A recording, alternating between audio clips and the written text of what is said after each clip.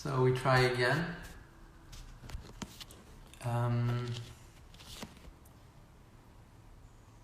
Amanda's Facebook page is actually blocked, so this could be a reason why she's unable to connect.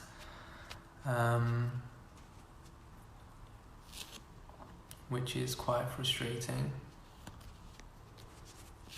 But we're gonna give it a try still.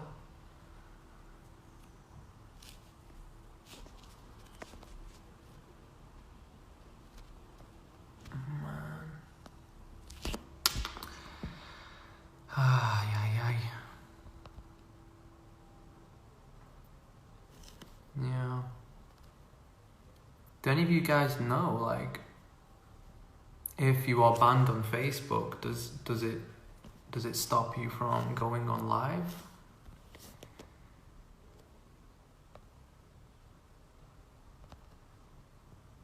Yeah, man, this is crazy.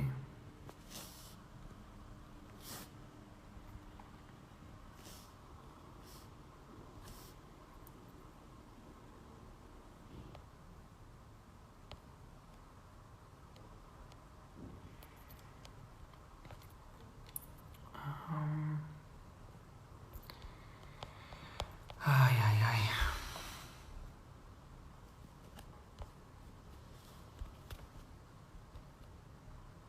No, doesn't seem to be working, guys.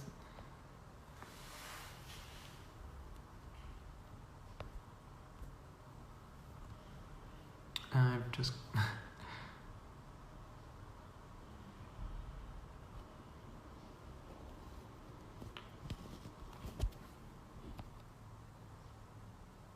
No, this is crazy.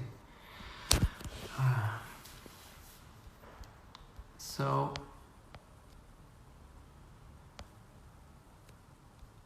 I appreciate you guys joining. Seriously, it means a lot.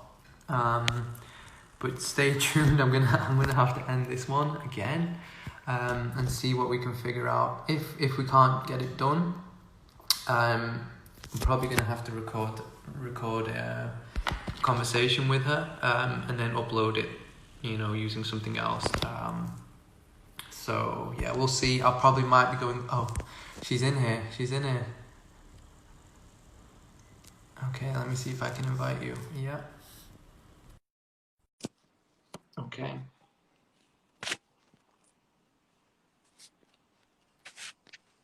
Hi. Did it work? Yeah, it worked. Awesome. Awesome. Hi. How are you? I'm good. How are you? Yeah, I'm good, thank you.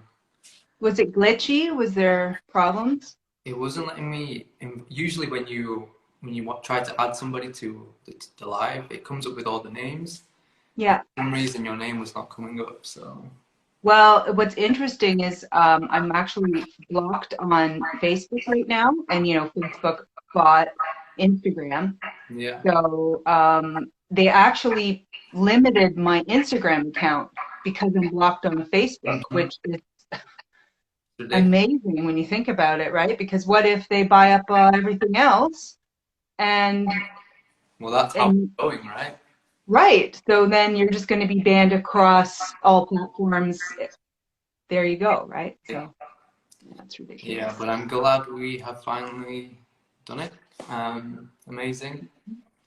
So I just want to start off by saying how I actually found your page. I was kind of going down the deep dark rabbit hole of the virus theory, because I was one who was believing in all this virus hype. And then I kind of started to awaken to it. Then I was researching Stefan Lang, some of his work. And I think I was watching an interview, I think it was by Gary Mullis, I believe. I think you posted it, and I checked the account.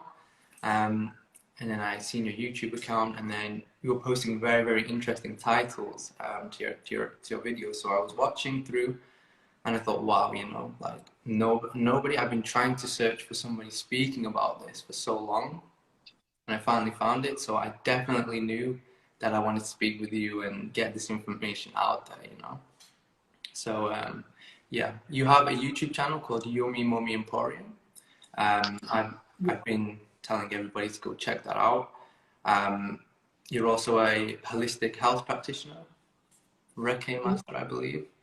And I just guess the first question I want to ask you is how you got into holistic health. Give a little bit of background so people know a bit about you. Sure. Yeah, I think I was born a certain way. I think some people are sensitive to my environment, sensitive to nature. And when I was really young, I actually had many spiritual experiences where I had a guide with me that I could perfectly see, but no one else could. And she taught me all kinds of things, how energy works, how the fields of the body interact with the fields of the rest of nature, how trees feed on energy, not just water and sunlight, but actually energy, and all of these things. And I thought it was perfectly normal until I was informed that that individual wasn't real. And then about 8 or 9, I dissolved her. She actually said goodbye. She's going to integrate with me, but she's always there. And I cried for like 5 days. But it was, to me, this world was never what other people saw this world as, just from youth. So I already had a passion toward animals, nature, these things. So I was an artist, actually. I was painting and I was creating. I was always creating. And I was always the type of kid that would, make mud pies and put dandelion flowers in and make all kinds of different concoctions, right? Practicing alchemy, not knowing that's what I was doing. And then when I became older, I decided that I wanted to go into sciences and become a veterinarian. So it actually started that way. And I went to university out in Lethbridge, Alberta, because I wanted to travel a little bit as well. And that degree, interestingly enough, had to have all the prerequisites for me to go into veterinary college, right? So the only degree they had at Lethbridge at the time was this new degree, which was called agricultural biotechnology, which is basically the manipulation of these particles and doing genetic alterations to plants. So it was aghast to me. It was shocking to me that we actually do these things. It felt wrong, and it felt against the divine to do those things. But I learned who Monsanto was and all of the Cargill and all of these companies, what they're up to. So I've got a very interesting education and scientific background there. And then I went on to apply to vet college, and I had mentored with a holistic vet who was also a naturopath and an acupuncturist, and he was very learned in Chinese medicine, and he taught me so much. I'm ever grateful to him and his wife. And that was in Edmonton, when we lived in Edmonton. And then I went to the interview, and they just attacked me for even thinking holistic. Like, how dare you try to mix veterinary medicine with holistic principles, And I was so naive then. I thought, doesn't everybody just want to get along and better the world and right? It wasn't until a little bit later when I started to delve into the truth about how this world is run, started to wake up to those things, that I became less naive in my approaches. And then, so obviously I didn't get into veterinary college, and my mentor said, why don't you go to naturopathic college instead? And I said, you mean treat humans? And he said, yeah, I mean, babies are innocent, the elderly, because it was always about that. It was always about those who cannot speak for themselves. I felt passionate about, helping those people or animals or whatever, plants, whatever can't speak for themselves. And that's how I went through naturopathic college and found my love of that. I mean, I already had been interested in all of these topics. I already had trained distance training for homeopathy through the British Institute of Homeopathy. I was doing all kinds of deep research on herbals, how to use them for what, purposes before school, because it opened me up into all of that. And in fact, when I was living in Edmonton, people just would find me. They would like knock on my back door and say, "Hey, Amanda, I have a cold, or I have this thing going on. What can you give me?" And I would just open my books up and I would make them like a little care package that they would go off with. And so I got known in my community for doing that. It just became natural for me. Yeah. And then after, when I finally went through this terrible ordeal with the naturopathic board, which again, my naivety about what these people are about and their agenda, because I was very political, I didn't want to be licensed, and I really just wanted to be free to speak about one of my passions, which is vaccines, and another of my passions, which is basically unearthing all the medical lies that we've been taught for a very long time, and they don't support that. So you get attacked, ridiculed, slandered, and these kinds of things when you go against anybody. It doesn't matter how holistic you think they might be. I'm fringe of the fringe of that group, right? So there's not too many of us who are speaking out like this, because the reason being, they attack you and they destroy your careers when you do that. That's why people don't speak out. Because it is a very fear-based system. So people have their own interests they need to protect. And I think that's really part of the problem, because I know a lot of doctors are actually awake to the medical establishment and the multiple crimes they've committed and continue to do, yet they haven't got the courage to stand up and speak, because they have their own self-interests to protect, which I completely get. But I think we're at a time where I believe like it needs to come to a time where all doctors have to speak up now, because we don't have much time to play with at the moment, in my opinion.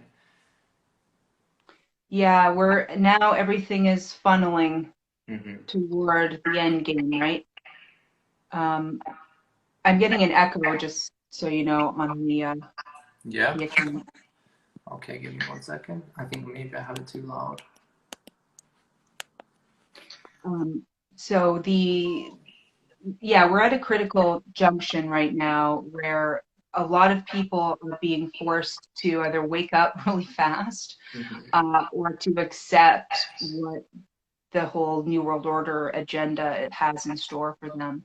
And I know it's going to get ever messier as we go along here. And it's an incredible time, though, because this is really the apocalypse, which means the great reveal. And it's a great time to be alive, because we're exposing all this stuff now. And despite the rampant censorship that we're experiencing, it's still getting out, and people are starting to tune in to the mass consciousness and realize that something's not quite right about all of this. Even those who are quite indoctrinated, blue-pilled, whatever, they're starting to go, something's not adding up here. Yeah, I believe the whole lockdown has kind of almost backfired in a sense, because I mean, I've been doing this for a few years, and you've seen the world, and I've noticed from this time of this lockdown, or when this coronavirus hoax, or whatever you want to call it, had begun. I mean, I've seen a huge like awakening. So many people awakening to things. It was like a real big push, and we've got to keep that momentum going, and things will change. I do firmly believe that. Yeah. Yeah, it's upheaval time, right? And they're going to what I'm noticing is there's a big rush happening from their side. They're really eager to because it's been such a long con for so long, right? It's almost like right before the event, you get too excited and you get too eager, so they they're basically jumping the gun. I Definitely. noticed this, and It's I like, like, yeah, yeah, it's because they like, make messes. yeah, I feel like there's multiple different kind of agendas taking place, and we've been seeing them pushing it along kind of consistently, but it's just been rampant right now. They've just done everything so fast, and surely that's going to have a very negative effect on them, whatever you want to call them. Um, Yeah. so this live will be an hour and we'll cut off over an hour. That's what Instagram does. So I want to try and get into the good stuff here. And I think the best place to start is the question everybody is asking and wants to know: what is a virus? I think we should go a bit into this. And I mean, can you give your thoughts on what a virus is and what people should know what a virus is? Well, it's important that people do their history research properly. And where I suggest people begin is reading an older book by Ethel Douglas Hume, which is Béchamp versus Pasteur. That will be foundational, and it will help you understand the times in which the theory was born out of. Because if you don't, like, we're in these times, we're in these modern times and the way that we think, right? But you have to go back to what was going on then to really get that layer that you can launch off of. Because if you have your foundational system based on a lie, everything you build upon that will also be an error. And so what's really hard, I find, for people is to understand that when you have that incorrect, you can have decades and decades of material formulated. You can have mathematical models. You can have all kinds of doctorates and PhDs and all this mess created. But if that's wrong, all that is incorrect. And that's what we have in the virology situation. Mm-hmm. You have an incorrect model viewpoint looking forward into what you think it is. So if your baseline is wrong, which the baseline is viruses cause disease, viruses are out there coming in, then everything else, the way you look at science, the way you study it, is going to be wrong. Okay? So that right there is the fundamental, foundational, philosophical baseline that must always be adjusted for when you're starting to open your mind to this knowledge. And then do the proper history work.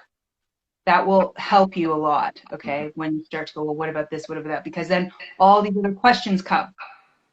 And if you don't have your foundation, you're just going to make so much mess in your mind and you're going to waste a lot of time. Yeah. Right? It's actually quite simple. That's the irony of it all. It's actually they're very simple concepts and they're very simple understandings of how the body works. Mm-hmm. And we've been taken away from that. We've been taken out of a holistic principle of thinking about the body. We've been segmented into compartments, right? So you go to a specialist for your lungs, you go to a specialist for your liver, all of this stuff, and they don't even really talk together.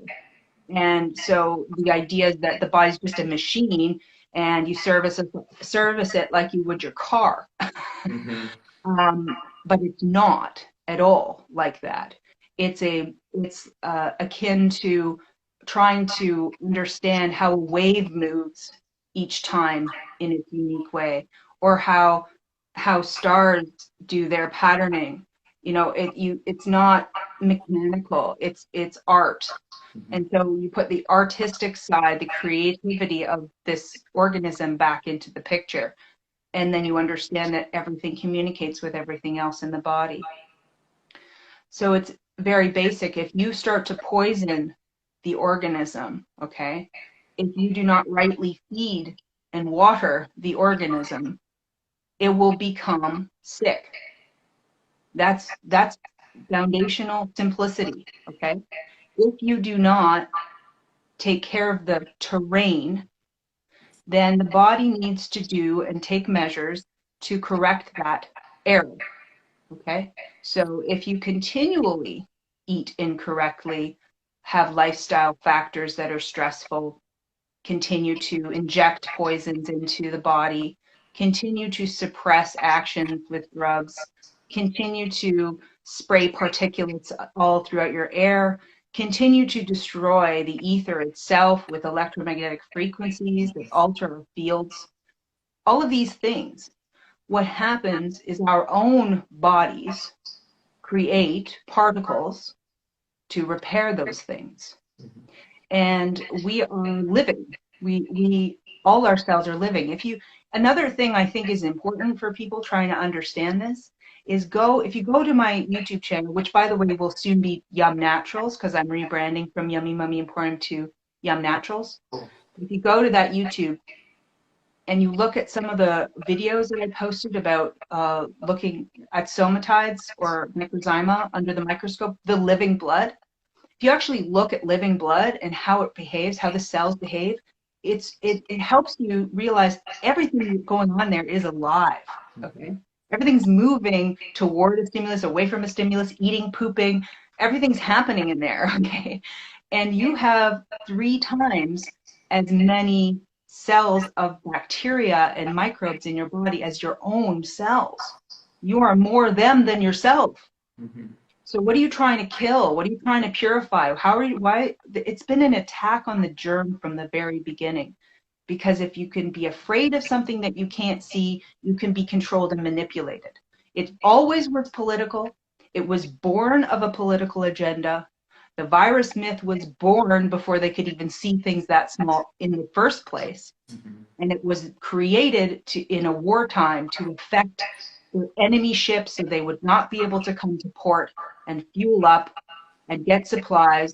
So it was basically a wartime tactic that worked so well, the king decided to use it again and again, and other kings decided to use it. So this is where the lie came from, a virus, which means poison in Latin.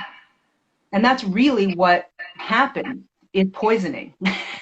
And then your own cells, your own blood cells, actually begin a process, a pleomorphic process, by which a progenitor cell, a germ cell, will begin to change and go through a 16-stage cycle to create varying particles. Now, normally what it would like to do is use bacteria to remove the toxins, ideally. However, even our bacteria can become poisoned and detrimentally damaged by our own waste. And if their milieu, if their own host systems cannot survive the terrain, if it's so acidic and so toxic, it must have a backup measure to repair. So there are a few split-offs, really 3 split-offs that happen at this point that are so underwhelmed and understudied in the medical jargon and scientific papers, although you can find information. You have to know how to look and you have to know the terms to look for. Mm-hmm. It's there, but it's underwhelmed. That particle number 1 is one of the end stages of the 16-stage cycle. It will create a smallest particle, which will contain pieces of your own DNA. And those are the toolboxes that will be sent to cells to repair whatever can be repaired from a DNA standpoint. Okay? And that then will be either engulfed and recycled back in, or will be shed. So we will shed those particles, but they're harmless. Okay? Once the job is done, the DNA transfer has occurred. Mm-hmm. Then we have another particle that comes from shock proteins. If you take bacteria and you suddenly kill them, they will make phages. So there's another format called a phage. We've seen pictures. They kind of have this very geometric head and this interesting body and little legs. They kind of look like a little spider. Yeah. And they hold that DNA piece of the bacterium inside of them. So when the coast is clear and things are in a good state, the bacterial lineages can come back again. And incidentally, the part of the body that is responsible mostly for all of this is your appendix.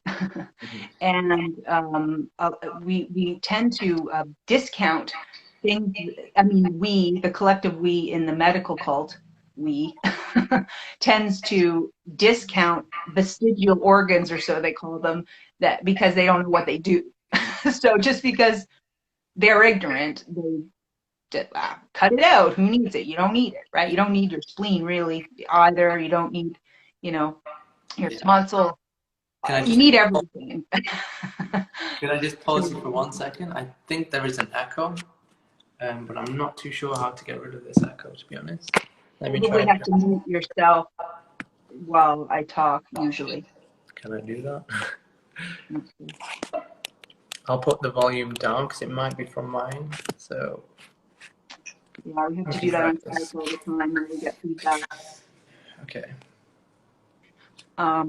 So there's the phage. So the phage is the shock protein support so that that particle can come back again. Yeah.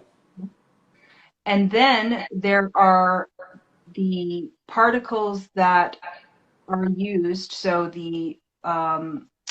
there are proteins or microzyma that actually go in a circle format. They will create that spiky looking creature Mhm.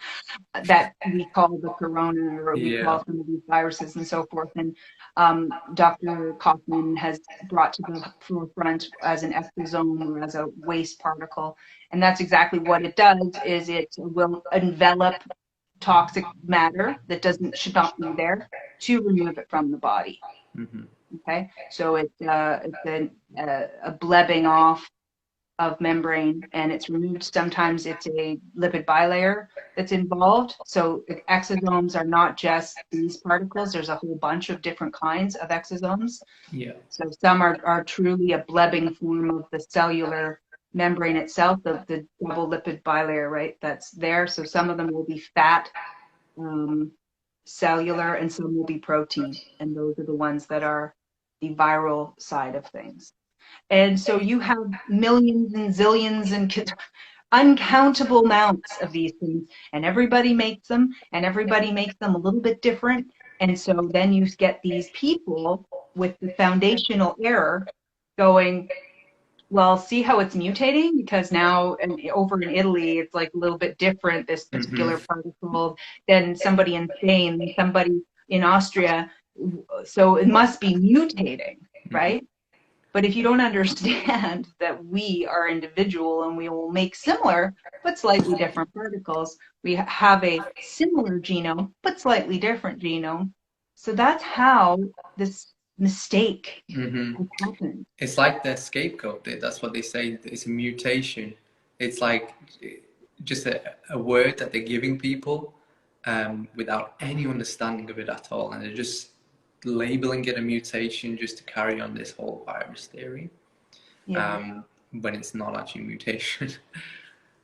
No, the idea of mutation, the idea of carriers, the terminology that's being used is a interesting creative method that these industries do. They take terms from other areas and adopt them into their system. Mm-hmm. So they took terms from the genetic world and adopted them into the virology world Mm-hmm. because it was convenient. Just like in the vaccine industry, they adopted the herd immunity term Yeah. and changed it without justification or science to conveniently prove their whatever they wanted to say.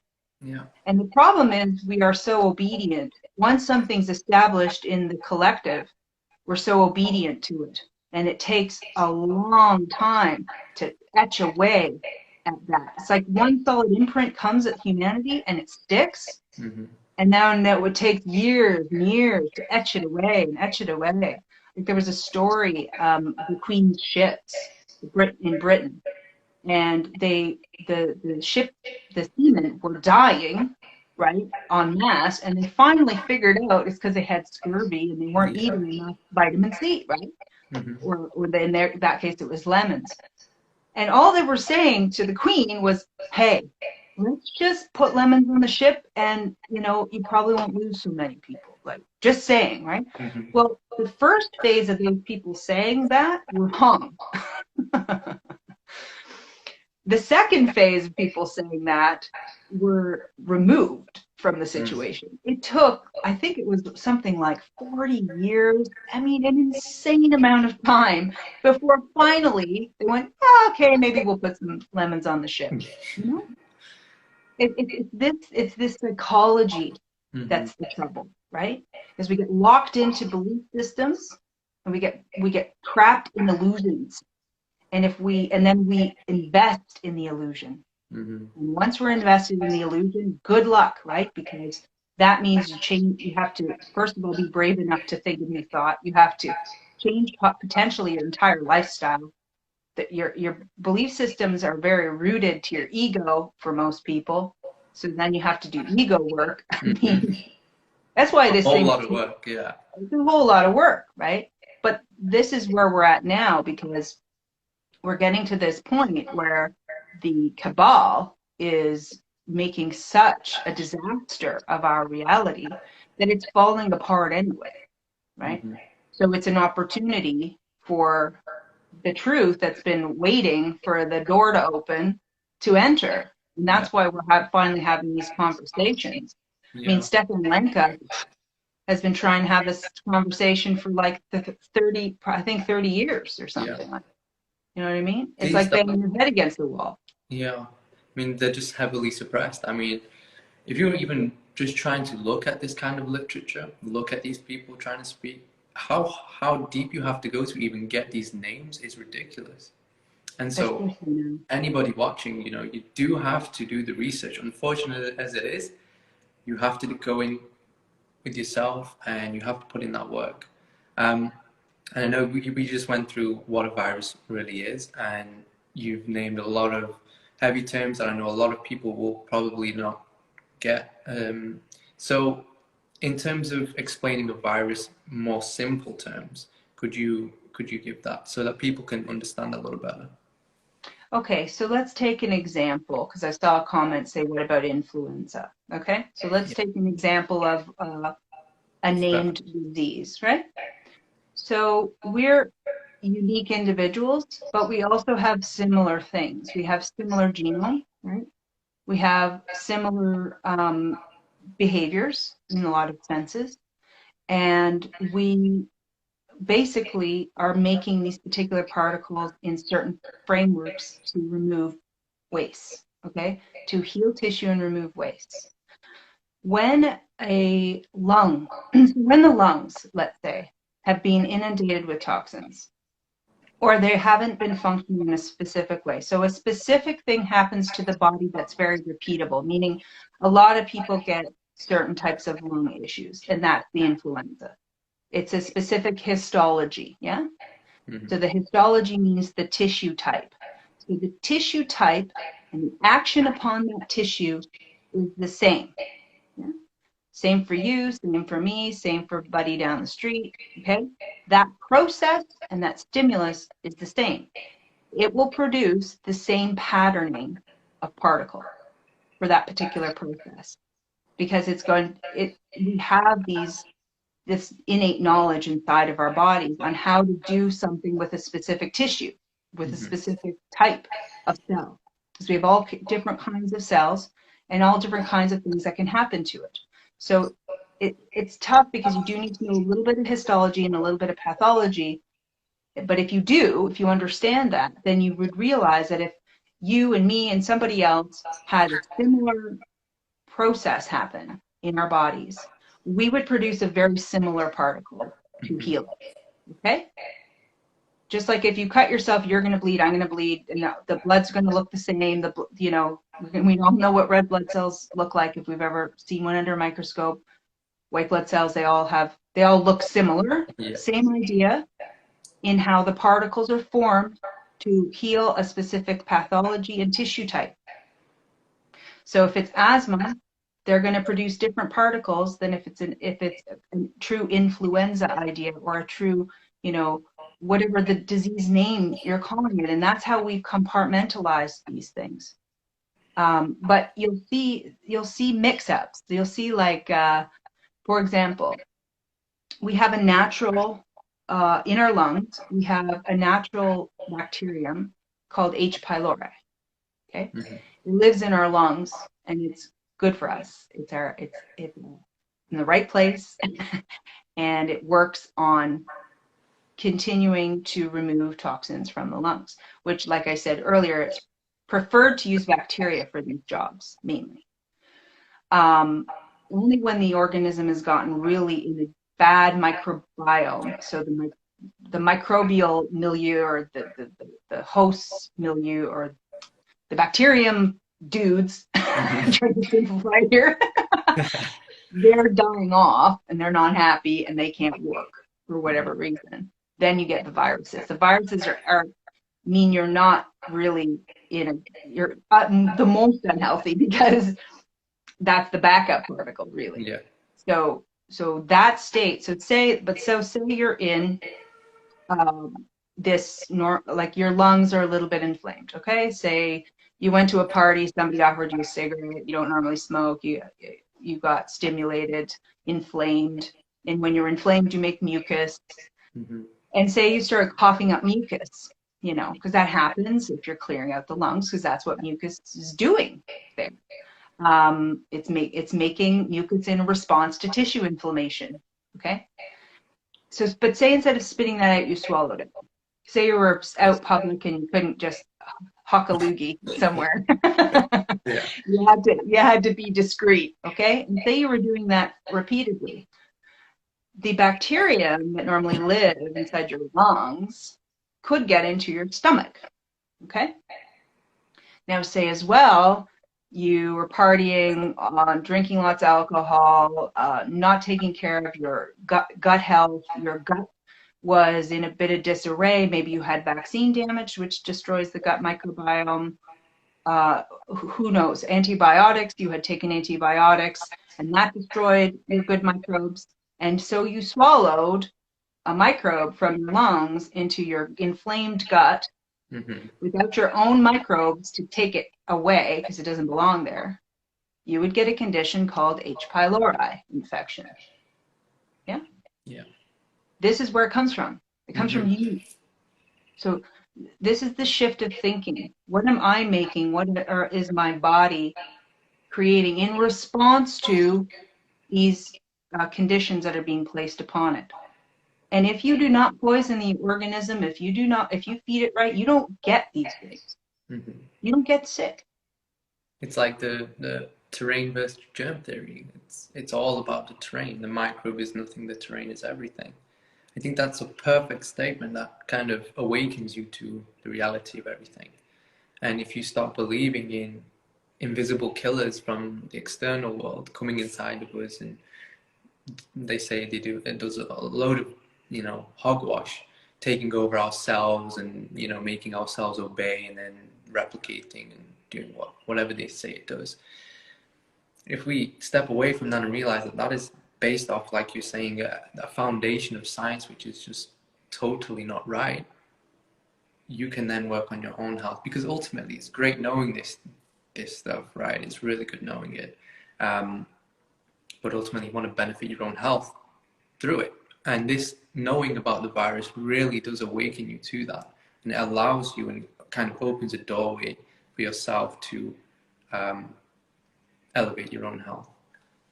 Yeah, that's the whole point of this understanding in my mind, is because it's self-empowerment, and that's the opposite of what the cabal want. They want you dependent on them and their system. They don't want you to feel that you have the knowledge and the grounded awareness enough to go, okay, I'm starting to feel chesty right now. Maybe I have a sore throat right now. I haven't been taking care of myself that well. Maybe you know what I'll do? I'll go take some colloidal silver. I'll make sure I fast a little bit today and drink lots of pure water. Maybe I'll do an enema and up my vitamin C and see how I feel tomorrow, right? That's where you need to be thinking. But if you the person that's in the cult, in the medical cult, and trained to go to the white coats, they go, oh my gosh, my throat, what's happening? Oh my God, I don't know what's happening. What's wrong with me?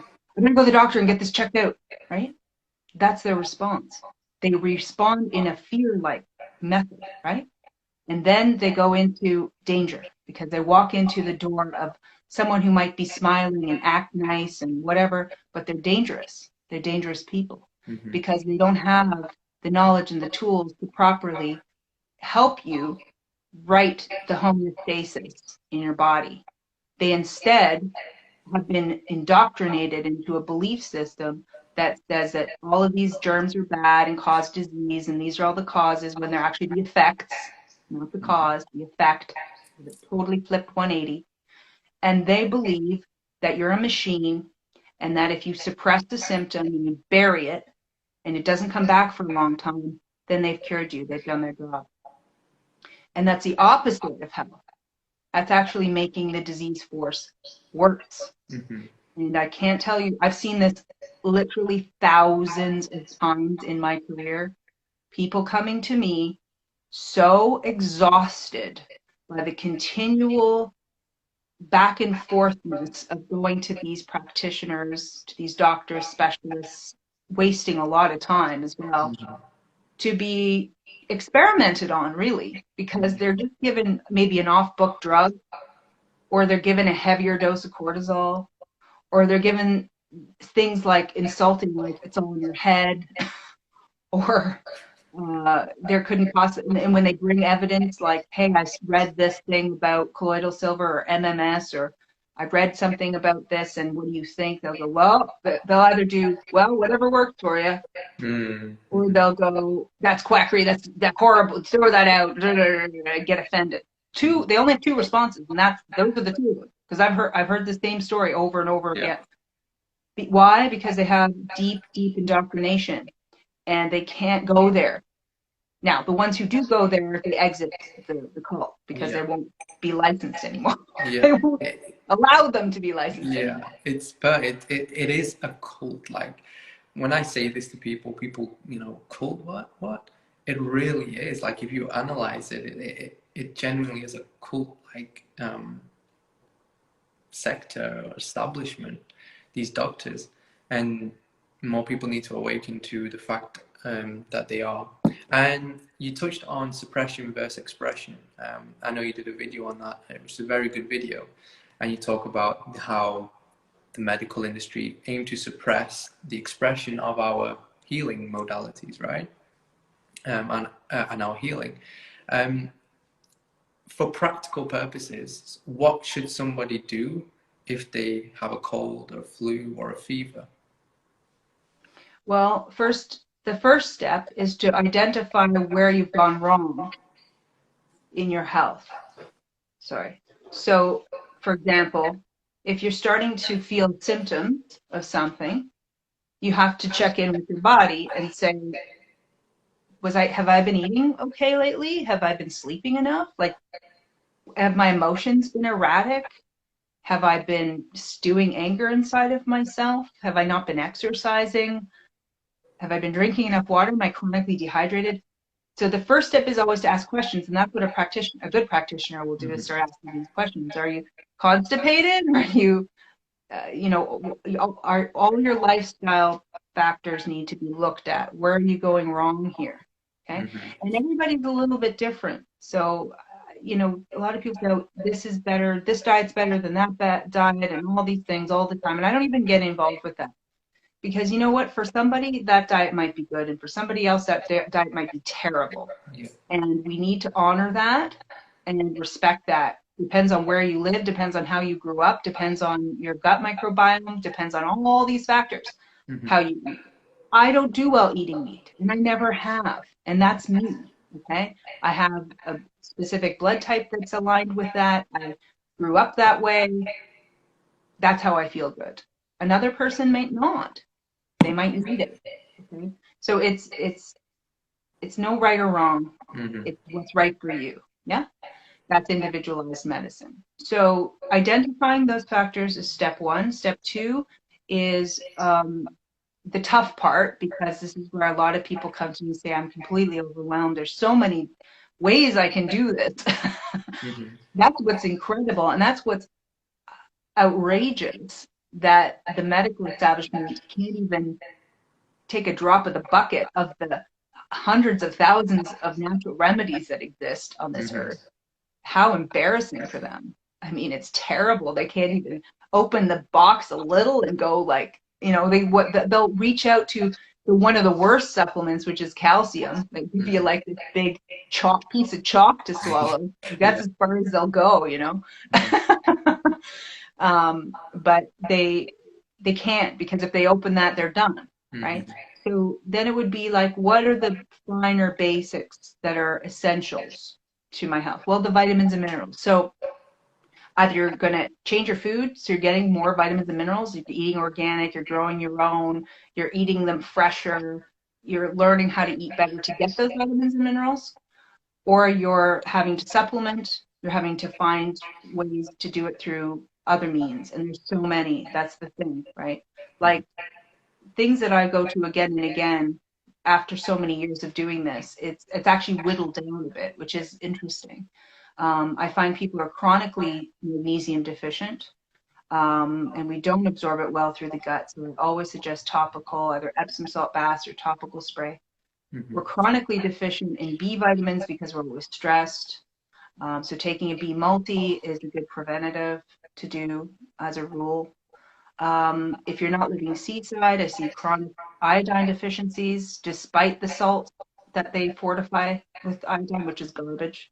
And a lot of people will switch out for that salt and still not get enough, Mm-hmm. especially women. And in certain women, iron, I see a lot of iron deficiencies going Yeah. on. And copper deficiencies in men, I'm seeing quite a bit as well. And then also sulfur deficiencies. So DMSO, MSM, sulfur, those things to bring that back and bring the tissue back into integrity. And then you'll get into sort of microminerals, things like boron. I see a Mm-hmm. lot of boron deficiencies as well, even selenium in some cases. So we're seeing also vitamin C. It's incredible, and zinc. These things are, you gotta check them off the list and go, do I have enough of these things? In the winter, am I taking D, or am I getting enough D, right? In Canada here, we're chronically D deficient to the point where the doctors won't even test for it anymore. They just assume you are. That's Wow. it. They won't even pay for the test. They're just like, yeah, you just Amazing. take it because you probably are.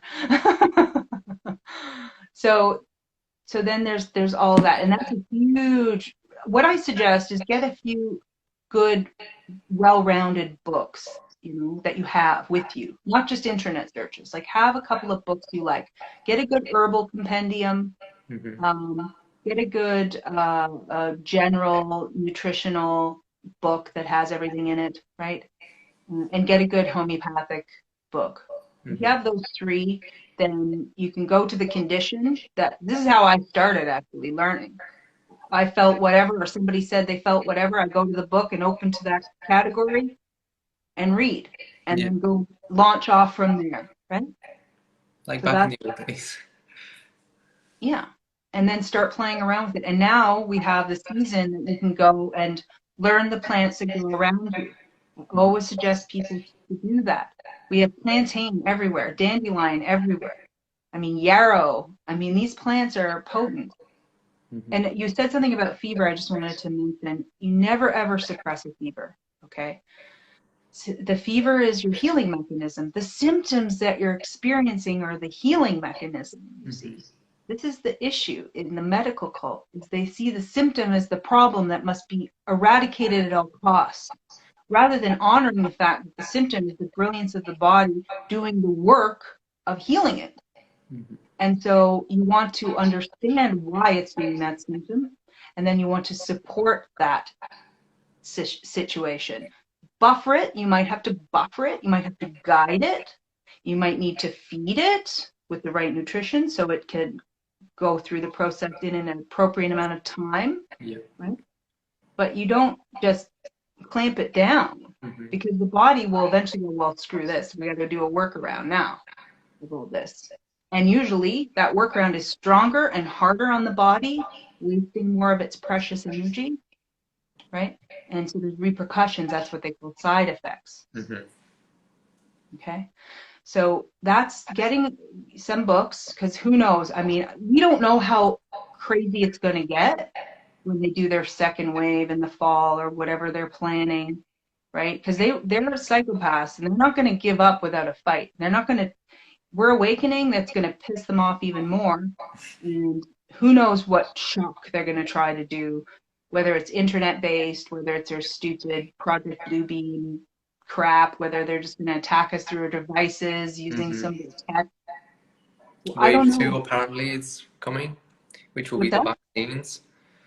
Oh yeah. Yeah, so I think that is the next thing, I guess, is the thing. The issue we will be focusing on is mandatory vaccines and what we do if this is rolled out.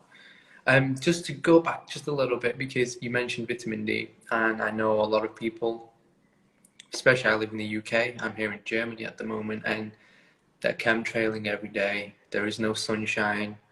Everyone's vitamin D deficient. How would you suggest if somebody lives in a country like that? I think Canada may be the same.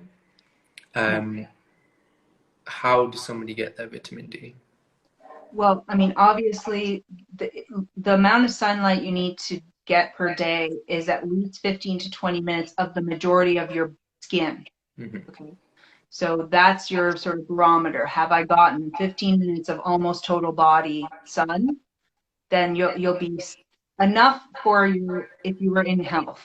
But Hmm. then the problem is vitamin D is the backbone of all our hormones, and we also have hormone mimicking and modulating chemicals that are thrown at us left, right, and center. That means we need more D than we would under normal circumstances. Hmm. And that so it changes from case to case and how much is required. Now there's vitamin D2 and vitamin D3. D2 is considered better, but it doesn't store well. That's the problem. You can get it through animal products and you can get it through like fish oils and these sorts of things. But I generally, personally, I take a D with K2 because we also tend to be deficient in vitamin K2, which is essential for shuttling calcium into our bone matrix so we don't Hmm. get bone loss. And so I take like a liquid supplement, which I find better absorbed, or you do sublinguals, so you do it absorbed through the mouth. And that generally I do about, I would say 5,000 international units as the lower end of it. You can go pretty high if you need to, especially in cases like cancer, you need to go pretty high, even up to Yeah. 20,000 or so international units, like orthomolecular doses, which are Yeah. therapeutic doses of things. So you can do things like that. I think I remember in naturopathic college there was this running joke that if you eat a polar bear liver, you can die of vitamin D toxicity. That's the most amount of vitamin D of Yeah. anything because they absorb so much sun through Mm. their black skin, so they store a lot of it and they use a Yeah. lot of it. Oh, crazy. Yeah. So I'm just gonna check the time close to the end of this live. So I just want to highlight, if you, I want there to be some practicality as well to this, and there has been, and this live has been amazing. I'm going to save this and post this as soon as this is over. But to the people, to everybody watching, like, how would you tell them to improve their health, or what direction should they go in, or um, do you have any words to help people to elevate their health game? Because ultimately, I do believe this is the sole thing we need to do, because medicine is the ultimate tool of control. And if we all get healthy, all get well, we can dismantle the system simply by doing this. So yeah, do you have any words on this? Yeah, that's accurate. And mainly the first step is to understand that you're worthy, that you matter, that you're important here, that you're not nothing, that you're not Mhm. random, that you're not worthless, and that you have incredible value that's been underappreciated. Okay, so that's step one, is realizing, going into like a self-worth, self-love place where you look at your own divinity and you look at your own sacredness and you honor that. And then you want to reflect. You want to meditate, reflect, journal, go for walks and contemplate your life, contemplate the meaning of your life, and make a decision for yourself, that make a goal for yourself. What is my goal? Well, I don't feel good in my body. I feel too overweight, or I definitely have pain and I'm tired of feeling pain, or I have these skin issues and I'm tired of dealing with it. Whatever your goal is, that's what you're going to work on and achieve. And then you begin to make the changes in your lifestyle that you know are very overt. So the big changes, like stop using chemicals in your household, in your cleaning, in your laundry, in your washing, all of those things in it. You know, no more Febrezes, no more Lysols, no more any of these chemicals. Okay, so stop bringing them in and switch over into something that's not going to damage your endocrine system, your hormone system. And then go, okay, what else can I quit that is not good for me? Drinking alcohol, smoking lots of cigarettes or weed, doing all kinds of behaviors that I know, and I know when I wake up in the morning, I regret drinking coffee, all of those behaviors. What can you pick away at those and change into something that's healthier? Yeah. And then you always look at the food and the water. What kind of water am I drinking? Am I drinking enough of it? Ideally, I recommend distilled water, or I have a hydrogen machine, makes hydrogen water, or pure, fresh, living spring water that's still electrical, still alive. Those are the best waters. Structured, yeah. Yeah. And then, so make sure you're drinking enough of that. And then food.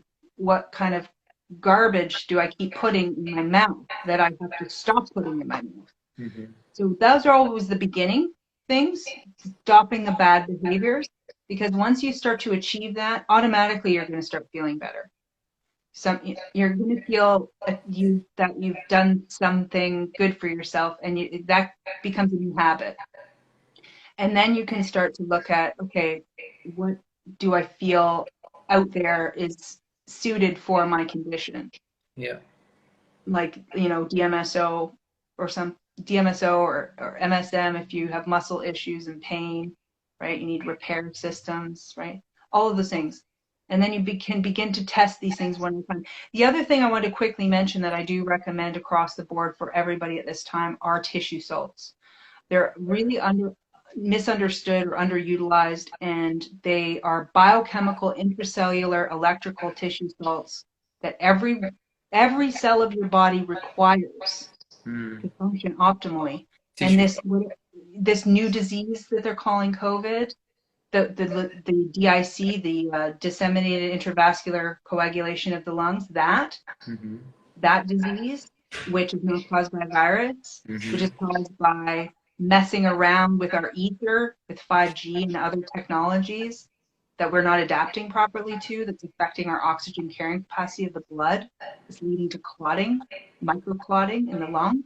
That, if you take the tissue salts ferrum phos, if you take the tissue salts caliphos, calimur, then you are protected from a lot of that. Okay, wow, okay. My website has them if you need to look them up. It's yummymummyemporium.org. Yeah. The new website will be YumNaturals.com. If you go to YumNaturals.com, it'll forward you to that site. Okay, cool. Yeah. Because that's something people don't think about, but it's fundamental for health. And we have electrical problems going on right now. Definitely. Yeah. I do want to get into this, but we just don't have the time. I would love to have you on it again. Because there's just so much to cover, and I would love to cover it all. I think you're very well-rounded in your knowledge with everything, and just everybody's asking for us to spell your channel. I will put it in the caption. I will put everything in the caption. Don't worry about it. But I want to just thank you for being on, taking the time to be on and share this information. It's been amazing, revealing, and this stuff has been so revealing for me, and I'm sure it's going to be for everybody else. So everybody put some hearts in the chat. And I really thank you for this. Thank you very much. Thank you. Definitely everybody go check her out. It's Yummy Mummy Emporium on YouTube, okay? And she has a website, and just seriously go through her videos, go through her description. She gives lots of articles, lots of links, and you can go down this research and just awaken to this whole monstrous lie. Okay, and it will benefit you because with it comes practical information, and that's what we're about. We want to elevate our health game, we want to elevate our consciousness, and this is exactly what she's doing. So yeah, definitely check her out. And again, thank you very much. Thank you very much. And we'll try and get another one up. Okay? Yeah, absolutely. Definitely. Okay, Sounds thank you. okay. Thank you. Bye bye.